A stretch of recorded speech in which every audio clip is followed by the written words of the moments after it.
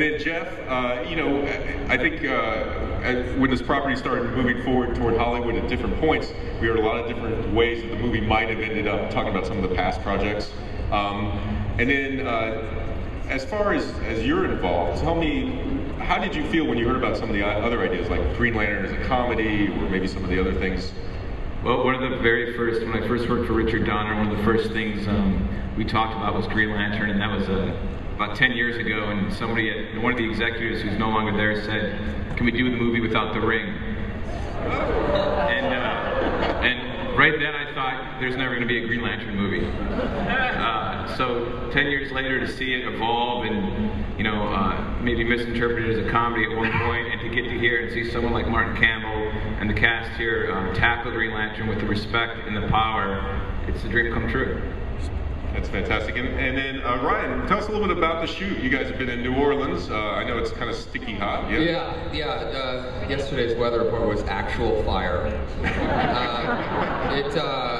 It's a warm place. I mean, it's tough to shoot some of the action scenes outside. I mean, it's but you know, to be down there in Louisiana, you know, it's been such a state that's been pretty embattled as of late. It's actually fantastic to be there, to be bringing this kind of attention to that place. And I think there's nobody here that would disagree with that. But they've been so welcoming for us there, and you know, it's just been an amazing experience. We have about 3 weeks of shooting left to go down there, so you know, God willing, we'll get through it. Yeah. You know, I know on the home front, your wife is a Marvel character, and I think we're all wondering, does that cause any sort of domestic strife or tension? We've had some strongly worded dinners. No, I said this before, but we've probably got a lot more comic books lying around than your average married couple. That's for sure. But maybe not in this room. I don't know. Us hands down. Yeah. Blake, tell us a little bit about your character. You know, Carol Ferris through the years has changed. There's different versions of her. For you and this film, what are some of the? How would you frame her as a person? Well, Carol Ferris, she's such an exciting woman to play because oftentimes the man is saving the woman, but she gets to save Hal a few times. And you know, they're a bit of rivals. You know, they have this past, this love, but they also you know, they're competitors. So to be able to spar, you know, just like verbally, and then also to be shooting these scenes where we're in these fighter pilot planes. I mean, that was pretty cool. I was so excited. I felt like I was going to be the coolest aunt ever. That was the best part of getting this job. Just calling my nephews. And you know, this film is so unique in that, you know, there's something that you can actually do in real life, like pilot a plane that these young boys or whoever can look up to, but then you also see them in outer space, you know, flying around.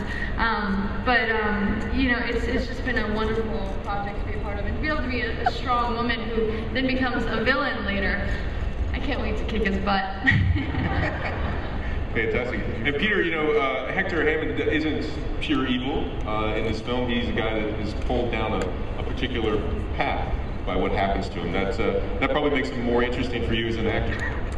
Yeah, I was very interested in the fact that he had his own origin story in the movie, and to be one way and become another way. You know, I think a lot of times you get what he becomes is always just kind of an expression of what he had inside of him all along. They're not like two different things necessarily.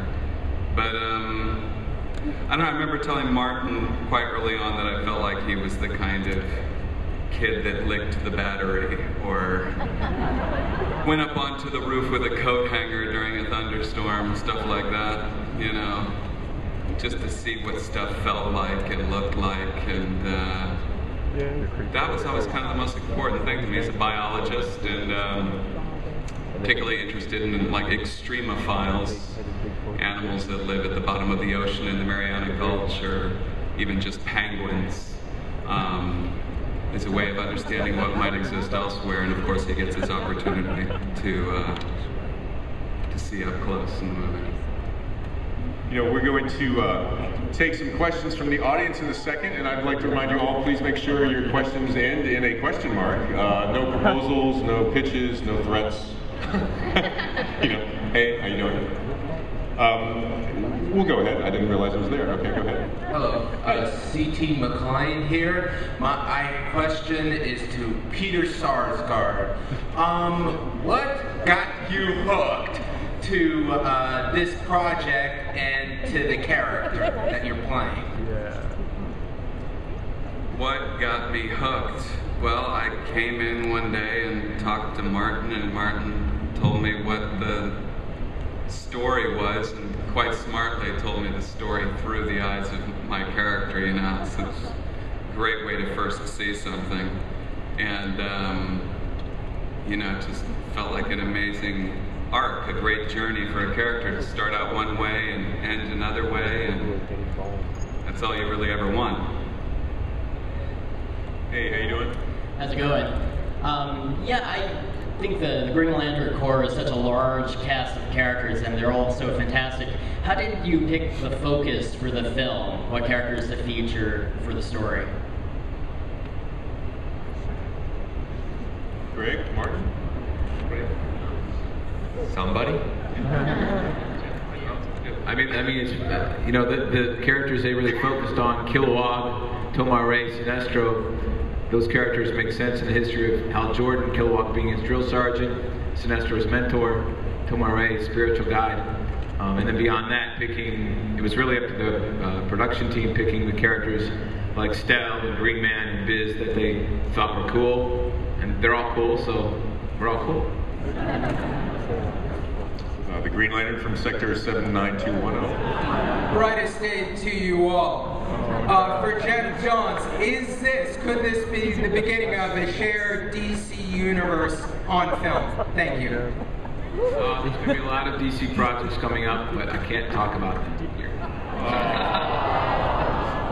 Maybe. Hello. This question is for Mark Strong. Will your character in this movie kick ass? Say that again, sorry. Will your character in this movie kick ass? He certainly will, yeah. As Hal's mentor, we have an interesting time together because I feel like Sinestro feels like it's his duty to train him up because he doesn't believe that a human can possibly be a member of the Corps. So I shall do my best to, as you say, kick ass. I know. Hello. Talk. Well, my face is so big. Okay, my question is for Reynolds. Did the production company come to you, or did you go to them? And my friend Anna wanted to say hi. Hi, Anna. But I'll answer the question part. I was asked to, if I wanted to have a meeting with Martin Campbell, and I went and sat down with him, and like I said before, I didn't know that much about the Green Lantern character, but he introduced me to the world, and the thing that he did, the little bit of emotional kung fu he put on me, was that he took me upstairs and took me into the art department of the film, and he showed me what the worlds look like, and what Oa looks like, and what the suit's going to look like, and at that point, the tables had turned entirely, and I was begging him for this job. And at first I sort of, I guess arrogantly thought, oh, I'll just go in there, and if they want me for it, I'll consider it. But what I didn't realize is that they had every intention of making me work for it in every way, shape, and form. I screen tested a couple of times, and I'm glad I did, because I want to be as right for this character as they do, and I want to make sure it's a good fit. And I think what really pushed it all over the edge for me was I saw this guy who sort of is seemingly arrogant and cocky right off the bat in the film, and how he's given this extraordinary gift, which in turn is incredibly humbling for him. And I thought that was a really interesting arc for a character, and particularly in a superhero film. Hello, how you doing? Hi. I was just wondering, having been a big fan of the Secret Origins arc, how much emphasis is going to be placed on the relationship between Hal Jordan and his father, Martin? Oh, well, Martin. Let's look at each other. At the beginning of the movie, of course, it's well known that Martin Jordan dies in a... Come on. Pull yourself together. Yeah, very well acted. Right.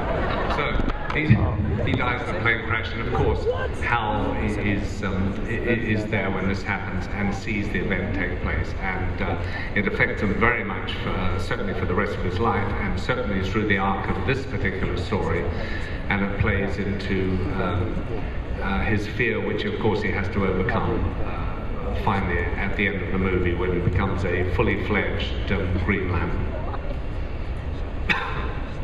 Hello, how you doing? Hi. My question is for Geoff Johns. Hi, Geoff. Now that we have Batman, we have Green Lantern, Superman's coming back, do you think there's a chance for a Justice League movie? And would you all be on board for that? Well, there's always a possibility for everything, but Green Lantern is, I think Green Lantern is, the scope of Green Lantern, the success of Green Lantern will really lead the charge for everything DC does.